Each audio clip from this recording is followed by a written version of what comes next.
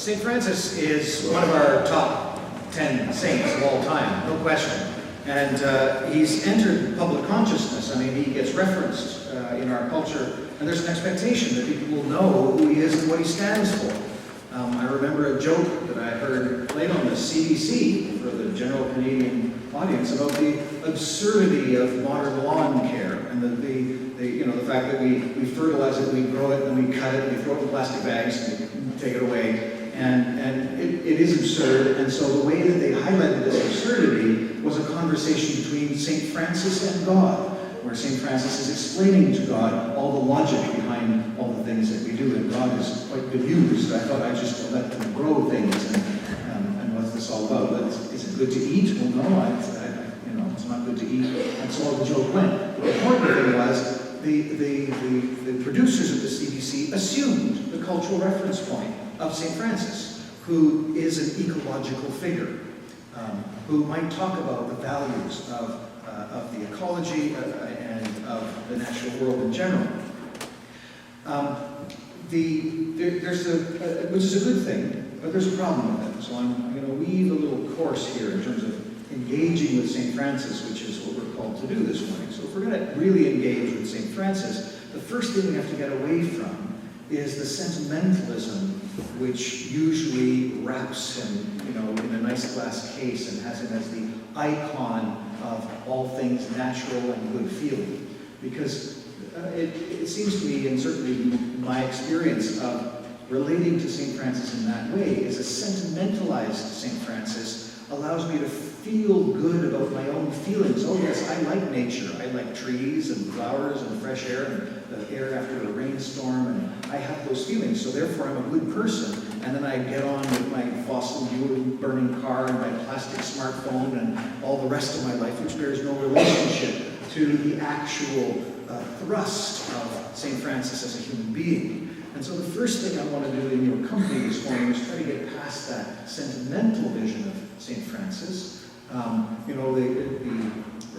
the sentimental vision of Francis is tied with the St. Francis of legend as opposed to the St. Francis of history. Because the St. Francis of legend, the most famous legend, is the Wolf of Gubbio, where a wolf is terrorizing a town and snatching the babies away in the night and all the rest of it. And St. Francis comes to the town and he's a holy man and they beg him to do something about it. So he goes to the woods and has a conversation with the wolf, comes back and says, the wolf is just hungry. So if you feed it, it won't eat your children anymore. And they went, wow, we never thought of that. And so they fed the wolf, and the wolf became friends with the town. Right? And so there's this, it's a wonderful story, but it's a sentimentalized story, and it's a story about domestication, which is what we want to do to Francis. We want to domesticate him. But when you meet Francis in the flesh, the actual historical accounts, he is a wild wolf. He is not about to be domesticated. The historical St. Francis was a young man of prospects, went and served military service, came back from that, came back to his wealthy father and renounced everything, his inheritance, his family, his position in society, and he famously, tore off all his clothes and walked naked down the streets of his town into the bush, saying, all of this, including the clothes on my back, is part of this corrupt rat race society, and I'm not going to have any more of it. I'm just going to go be with God. And so he sat down in the woods as a beggar and a hermit. And that's what he did for the rest of his life.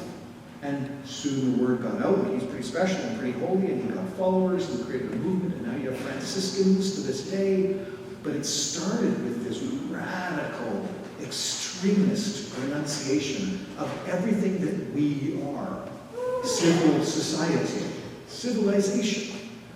And so if I don't domesticate Francis, then that protects me, for example, from recruiting him to the service of the climate crisis. He'd be a great mascot. Francis, go stand in front of the march.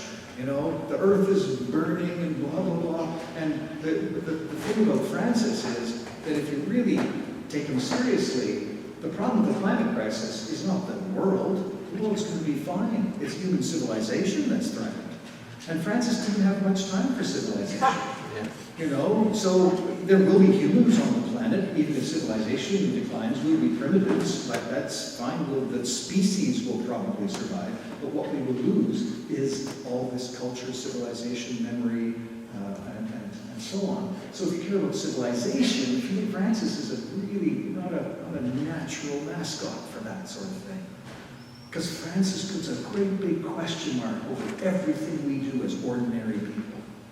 And that's when you start really meeting Francis seriously. And the reason he was preaching at birds was because nobody was listening to him out of the human beings. So fine, I'm going to go preach to the birds. They might listen a little bit more than people will. And the reason that he talked about brother sun and sister moon was because of that radical renunciation of civilization allowed him this kind of mental space where he was able to appreciate that he was a fellow creature of God with all of the natural things around him. I am a creature, this tree is a creature, the sun is a creature, and we are all created by God, and there's a kind of sibling quality to all of us when we really have that cosmic perspective. But that's only possible for him because he renounced everything to do with this complex, dynamic interaction that we have as civil society and social human life. So in my own wrestling with Francis, when I take him seriously, he becomes terrified because he puts this radical question mark over everything around which I spend most of my time doing, which Francis would call the rat race.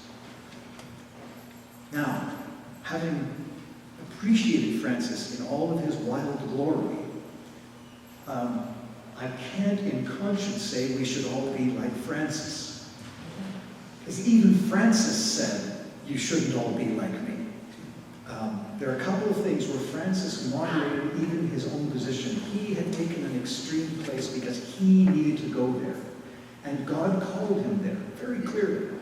But he was very clear to say that not everyone is called to this kind of life, and not everyone should be called to this kind of life. And so he created his third order, the first order being his brothers, the second order being his sisters, the poor Clares, and then the third order was ordinary folks that were married, had kids, had jobs, lived in the towns. And you can be a Franciscan, he said, just live simply. That's it. You can still be a normal person. But think of these values that have animated my whole life because you can incorporate them in your ordinary life too.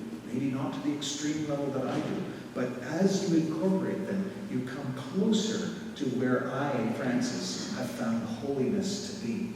Because holiness is not in the rat race. Holiness is not in what you're going to eat, what you're going to drink, what you're going to wear, and where you fit in society, where you're going to move up to the next neighborhood, and all that stuff.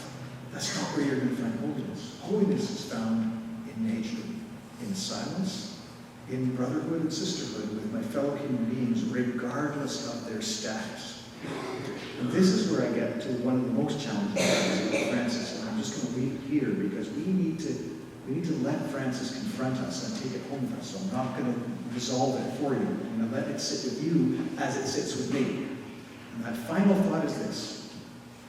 If Francis were alive today, he would be a homeless person. He would be on the street, living with the street people, being Francis. Because that is where Francis was called to be. A beggar. Someone that lives on the charity of others. And there's a point to that.